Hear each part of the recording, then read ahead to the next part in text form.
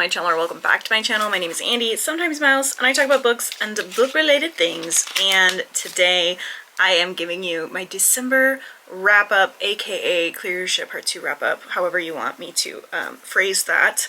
Welcome. Hi, how you doing? December was kind of a weird month. I ended up reading a bunch of books with my eyes, like, very unplanned and unintentionally, and had nothing to do with Clear Your Shit. However, these were books that I've had on my Kindle and stuff for months to years, so it wasn't a huge deal. Like, it didn't ruin anything. So I very happily, you know, I wasn't complaining. I hadn't planned that many books other than just for the Clear Your Shit. Actually, I had only planned books for a Clear Your Shit, and so to sway a little bit away from that TBR was okay because I still had time to read the ones that were on my TBR. So I did complete Clear Your Shit, year 5, surprising to no one. But, you know, I have the advantage of the fact that I wrote the prompts, so I already knew well in advance what I was going to be reading. But this video will be out by the end of Clear Your Shit, so you should, sometime in January this video was going to come out. It is currently Christmas Eve as of filming this, though, so happy merry belated Christmas and a happy new year to those who celebrate. Let's go ahead and get into the stats, though. For December, I read 29 total books. For books that had pages, I read 4,457 pages total. Audiobook hours, it was 197 hours and 197 hours and 37 minutes, which as days is 8 days, 5 hours and 37 minutes. My average page per day was 172.8, and my average hours listened was 7 hours, 2 minutes, and 20 seconds. I don't know if those are per day or per book. No, it's gotta be per day. My average rating was a 3.3. I purchased a total of 2 books, which is one more than usual, which cost me a total of $30.78. Just I'll wait until my end of the year wrap up, though, because how much I spent versus how much I saved at the library, those are crazy numbers. I checked out 17 library books, which saved me a total of $367.76. I reread 7 books. I listened to 14 audiobooks, read 14 ebooks, and 1 physical book. The intended audiences of those books, 18 of them were adult, 9 of them were young adult, and 2 of them were middle grade / children's. I read 8 sci-fi books, 7 fantasy books, 3 romance books, 1 historical, 1 thriller, 6 horror, 2 classics, and 1 nonfiction, which does mean that by this time now, officially, I have stuck to my goal of reading 1 nonfiction book a month, so I'm very pleased with that. And I also did not DNF a single book this entire year. I should have. There were a few books that I 100% should have DNF'd, but I did not DNF a single book this entire year, and I'm quite pleased with that. I'm quite proud of myself for that one. So let's talk about the top and bottom book. This feels a little funky to do because I think shortly after this video comes out, either like right after or a couple of weeks after, is going to be my top books of the entire year, and so I will talk about these books again, and then 2 weeks after that is going to be my bottom books of the entire year. So again, all of this is going to come up again, but I already filmed and edited those, and so it feels a little funky to be like talking about them now because I literally just talked about them. What do you mean? Anyway, I'm just being silly. The top book of this month was Annibot by Sierra Greer, right? Is that who wrote that? Yeah, by Sierra Greer. It was so incredibly good. It was one of the best books I've ever read. It follows the perspective of an AI robot who initially is there to clean, and then you can kind of reprogram them to serve other needs.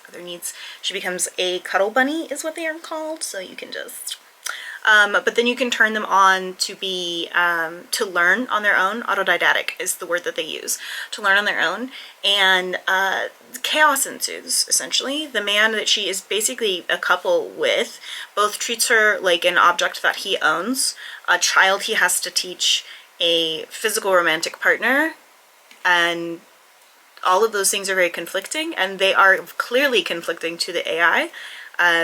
Also, horrible people have no problem being horrible to things that very clearly have human-like feelings and thoughts and whatever.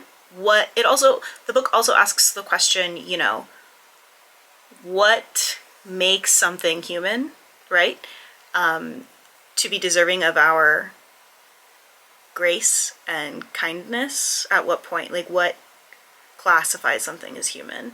And I think that's a really good conversation, especially as things like AI bots and stuff start to become more and more popular. Obviously, I have my own grievances with AI, and I have a lot of them. But I think that that's an important and valuable conversation that is going to become more and more important, is for us to distinguish, like, when is something deserving of rights and kindness and its own ownership? You know, is the only reason that it gets any of those things, or doesn't get any of those things, simply because it's not human? I don't know. Just an interesting conversation to be had, I suppose. My bottom book of the month this month was my book club book. I rated it 1 star. And that is The Nightingale by Kristen Hanna. This is a World War II story. It's a historical fiction. It follows 2 sisters, Isabel and Vienne. And first off, in the second chapter, or the first chapter, the author can't even seem to decide how old they are and what their age differences are. Hi, kitten. Can't even decide, like, what their age differences are. And so that's a bit of a problem. Also, I feel like I don't know a ton about World War II, and I still feel like I could have written a more historically accurate book than this author did.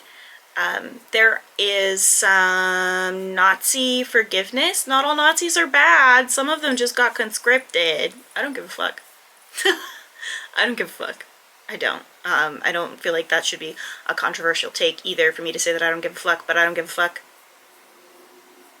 There's just conversations in the book that were handled very badly.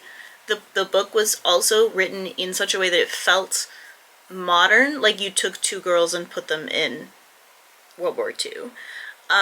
It also was somehow winter all of the time. Years go by in this book, and it is constantly winter, and I don't understand how it's always winter.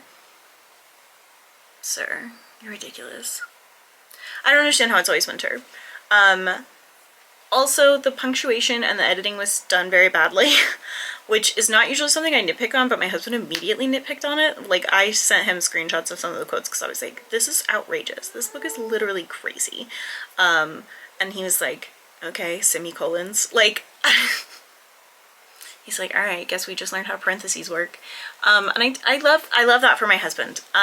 It was so weird because, like, I didn't even want to DNF it. I've read books that I actively wanted to DNF. I didn't even want to DNF this.